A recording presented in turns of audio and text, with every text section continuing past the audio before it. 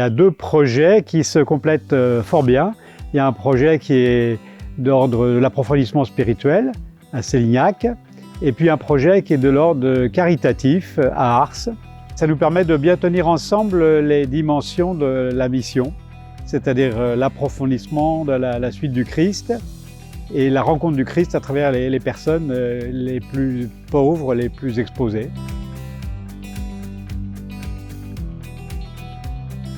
Dans cette année qui démarre, j'invite chacun, à travers l'écoute des Écritures, d'entendre l'actualité de la parole et de voir comment le Seigneur nous invite aujourd'hui à rejoindre dans la société telle qu'elle est, non pas telle qu'on l'imagine, les personnes qui sont en situation de fragilité, les personnes aussi qui attendent une aide spirituelle. J'invite chacun à renouveler l'élan missionnaire, c'est-à-dire à ne pas se tourner vers soi, mais se tourner vers l'extérieur et de regarder quels sont les appels du Seigneur. Voilà. Souvent, nous partons de nos projets à nous, et j'invite à un renouvellement, un ressourcement dans la parole de Dieu pour que cette parole nous fasse bouger. À Sélignac, nous avons un projet pour les personnes qui ont envie d'un approfondissement spirituel, qui ont envie d'apprendre à prier, d'apprendre à entrer dans une relation personnelle, en cœur à cœur avec le Seigneur.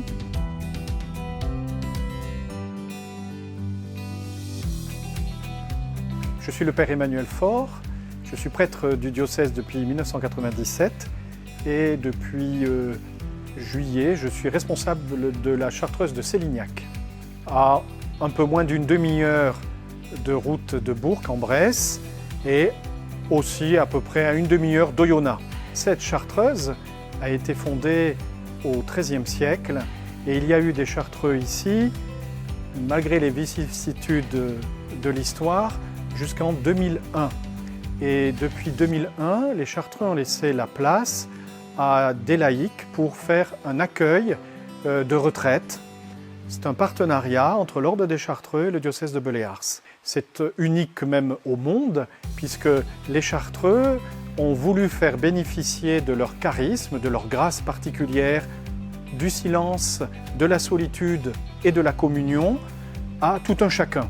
Donc des hommes, des femmes peuvent venir ici pour un temps de retraite spirituelle, dans le silence, dans la solitude de la cellule, mais aussi rendre service pour pouvoir grandir dans sa foi.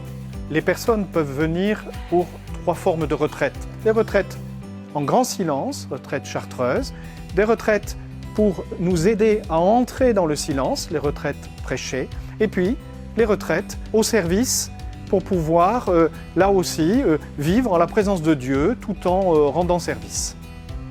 La première forme, c'est ce que j'appelle la retraite chartreuse, c'est-à-dire que les personnes peuvent vivre dans une cellule, c'est-à-dire un ermitage, comme les chartreux, qui est une petite maisonnette avec un petit jardin. La deuxième forme de retraite, c'est la retraite prêchée. On peut habiter dans une chambre, soit être dans une des cellules des pères chartreux. Et il y a tous les jours 2 conférences pour aider les personnes à entrer dans le silence, à nourrir leur foi, à approfondir leur foi. Après, il y a une 3e sorte de retraite, j'ai appelé ça retraite frères, sœurs chartreux. Toute communauté des chartreux est bâtie sur le principe des pères ou des sœurs qui vivent dans les petites maisons, qui eux ne sortent guère des petites maisons, et les frères ou les sœurs qui sont au service de toute la maison pour les repas, etc. Alors là, cette forme de retraite, service, c'est pas pour faire les repas, mais des personnes peuvent dire « mais moi j'aimerais bien faire une retraite spirituelle dans ce cadre de silence, de solitude, mais rester toute la journée dans la maison, c'est un peu difficile pour moi.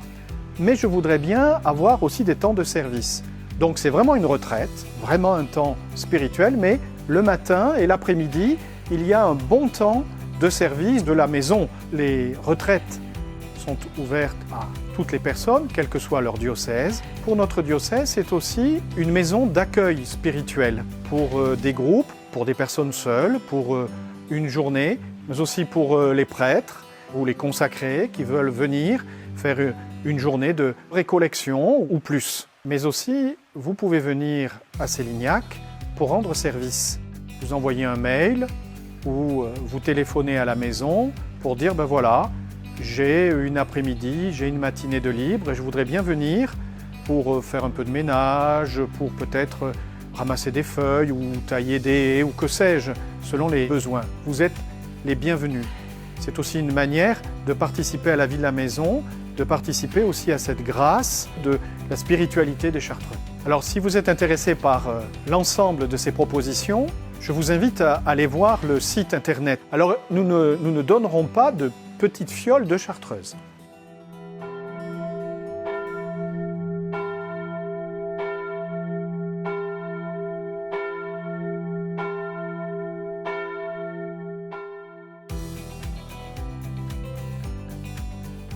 À Ars, avec le village Saint-Joseph, c'est l'idée d'accueillir des personnes qui sont dans une situation de fragilité temporaire et qui vont s'investir chacune pour donner le meilleur d'elles-mêmes pour à la fois personnellement s'en sortir et puis aussi d'aider les autres à s'en sortir. Parce que dans la vie, nous sommes tous des êtres fragiles et dépendants les uns des autres. Et donc, il s'agit que chacun apporte sa richesse pour aider autrui.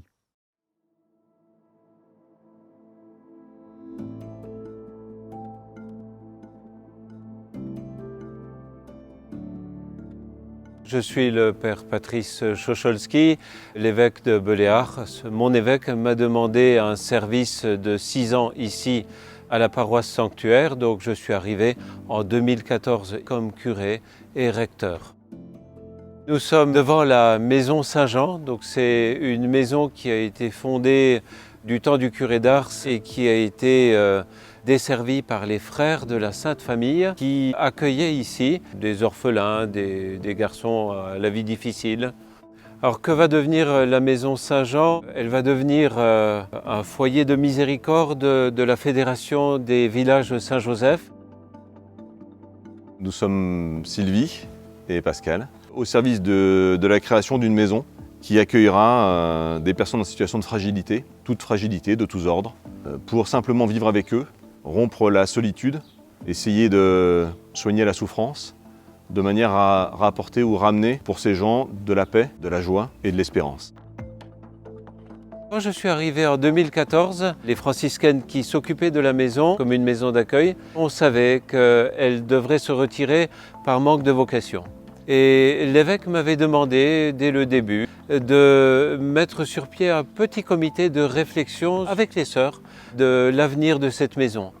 On avait pensé à des projets très différents et on les a évalués ensemble. Et il y a eu la première journée mondiale des pauvres, l'année de la miséricorde, et l'idée du pape François que les paroisses aient un comité de préparation de la journée mondiale des pauvres.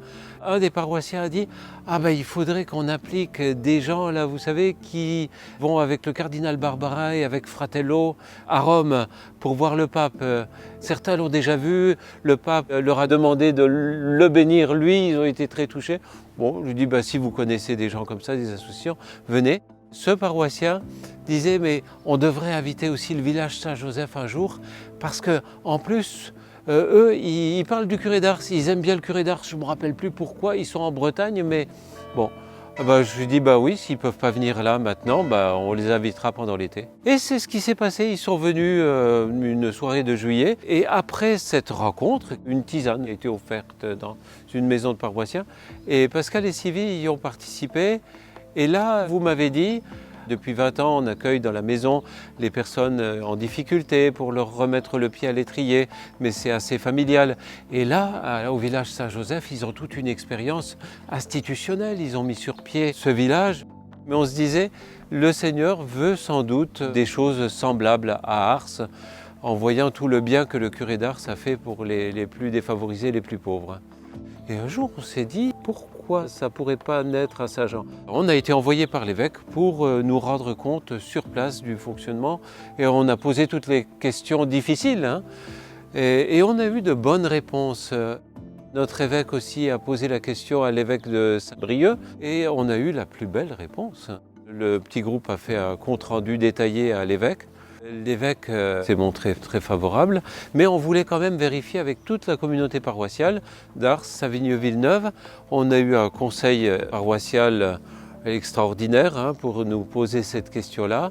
Et les paroissiens, à l'unanimité, nous ont dit oui, ce serait une belle réalisation.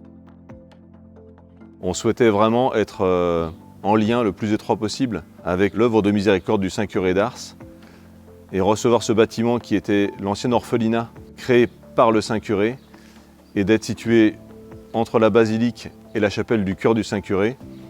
Quelle grâce que demander de plus, on n'aurait jamais pu l'imaginer. Cette maison a vraiment pour vocation d'être un lieu d'accueil pour les personnes qui ont besoin de temps pour pouvoir reprendre confiance en elles, reprendre confiance dans la vie, repartir sur un projet de vie et en même temps d'être une maison ouverte où toute personne peut passer pour le temps d'un café, pour préparer ensemble un repas avec les légumes du jardin qu'on aura cultivés ici, où ce temps convivial fait du bien, tout simplement, autour d'une table ouverte. Comment vivre dans ce même élan, cette attention de miséricorde vers les plus petits, se laisser travailler, transfigurer. J'espère de tout mon cœur que beaucoup de personnes pourront venir ici en se disant oui, je suis passé par plusieurs échecs dans ma vie, mais ici à Ars, je découvre que c'est des lieux creusés qui peuvent accueillir une plénitude et qui peuvent me faire repartir dans la vie selon le projet de Dieu.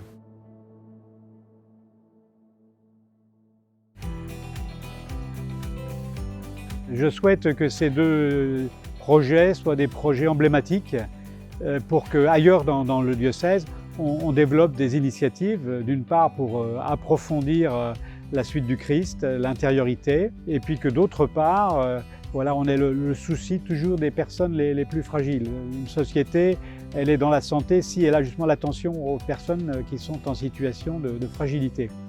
Et donc le village Charles-de-Lève, pour moi, est emblématique de ce que je souhaite voir se réaliser ailleurs, surtout dans une période où malheureusement on risque de voir surgir un certain nombre de situations de précarité.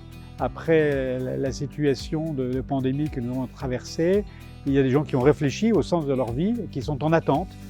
On a vu un certain nombre de personnes frapper à la porte de l'église. C'est essentiel que nous puissions accueillir ces personnes et les aider à faire le chemin qu'elles ont à faire. Alors, comme dit le pape François, en nous inscrivant plus dans le temps que dans l'espace. Il s'agit de mettre un processus en route et non pas de vouloir que les choses soient réglées dans une minute.